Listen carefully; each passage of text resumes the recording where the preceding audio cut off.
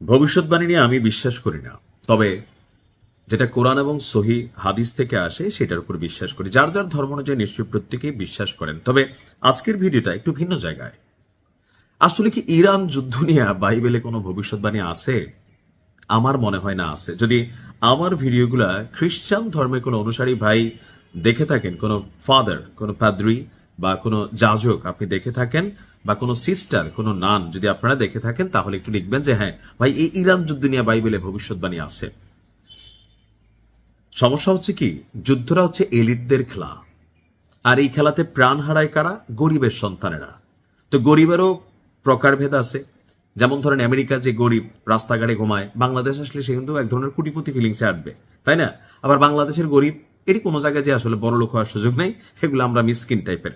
তো পশ্চিমা রাষ্ট্রগুলোতে বা যুক্তরাষ্ট্রে, ইসরায়েলে যারা সেনাবাহিনীতে চাকরি করে, ম্যাক্সিমাম মানুষই হচ্ছে একদম লোয়ার ক্লাসে থাকা জীবনযাত্রার মানুষ, যারা মনে করে যে একটা চাকরির মাধ্যমে জীবন গেলে যাবে, লড়াই করলে করতে হবে, পেটটা চালাইতে হবে। বাংলাদেশে কিন্তু যাদের জন্য আর ওরকম কোনো কিছু নাই, তারাই সেনাবাহিনীতে বা বিভিন্ন জায়গায় ঢুকে একদম সৈনিক লেভেলে।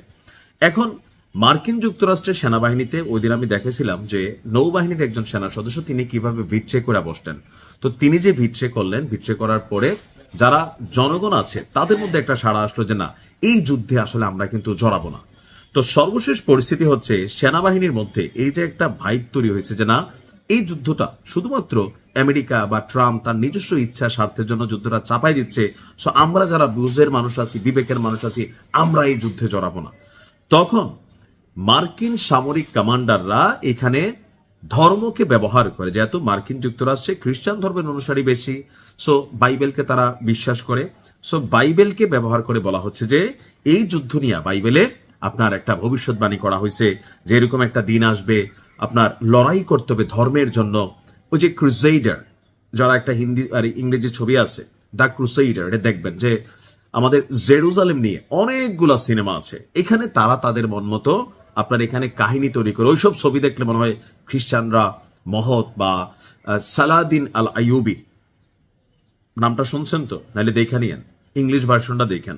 সালাহদ্দিন আল আইয়ুবির যে শাসনামল, যে তার নাম শুনলে কিভাবে হিসু বেরোইতো, হ্যাঁ, যদিও তার এখানে চেহারা দেখেন একটা ব্যাকগ্রাউন্ড থেকে অবয়ব দেখায়। তো তখন এক ধরনের ধর্মযুদ্ধ হইতো, এটা ছিল। আবার আপনি যদি ব্রিটিশ ঔপনিবেশিক ইতিহাস পড়েন, আপনি রবিনহুডের সিনেমার নাম শুনছেন না? ওই সিনেমাটার গল্পের মধ্যে যে জিনিসটা আছে, রবিনহুড কাদের থেকে লুট করত? ধর্মযাজকদের কাছ থেকে। আপনি যদি ঈসা আলাইসাল্লামের কথা বলেন, ঈসা আলাইসাল্লামের ওই যুগেও ধর্মযাজকরা, খ্রিস্টান ধর্মযাজকরা সমাজকে প্রভাবিত করত। আজকের দিনে আফগানিস্তান, পাকিস্তান সহ বিভিন্ন জায়গায় আলেমরা যেমন রাষ্ট্রীয় সিস্টেমকে কন্ট্রোল করে, তখনও ছিল। এগুলো অনেক আগে বিশপ বলা হতো আপনার ওই যাজকদের যুগে। বিশপ মানে হচ্ছে ধনাঢ্য ব্যক্তি। আবার ধরেন চার্চ বিভিন্ন কিছুর দায়িত্বও থাকতো। অনেকগুলো হলিউড ছবি আছে এটার উপর বেসিস করে। তখনও ধর্মকে ব্যবহার করত। তো আজকের দিনে শত বছর, হাজার বছর পার হয়ে গেছে, কিন্তু এই ধান্দাবাজি বন্ধ হয় নাই। মার্কিন সামরিক কমান্ডাররা বলতেছে যে এটা একটা ন্যায্য যুদ্ধ, ধর্মের জন্য ইরানকে ভাই আঘাত করতে হবে। এটা নিয়ে ঈশ্বরের একটা বাণী আছে, এরকম এরকম। দেখেন বাটপারি কোন লেভেলে গেছে। আসলে আছে কিনা আমি জানি না। যদি খ্রিস্টানরা আমার ভিডিও দেখা থাকেন, যাদের ভালো জ্ঞান আছে, আসলে একটু বললেন তো। বাট আমার শুনেই মনে হয়েছে যেহেতু আমেরিকা বলছে, পুরোটাই বাটপারি, এছাড়া আর কিছু না। মন্তব্যের আশায় রইলাম, ভালো থাকুন।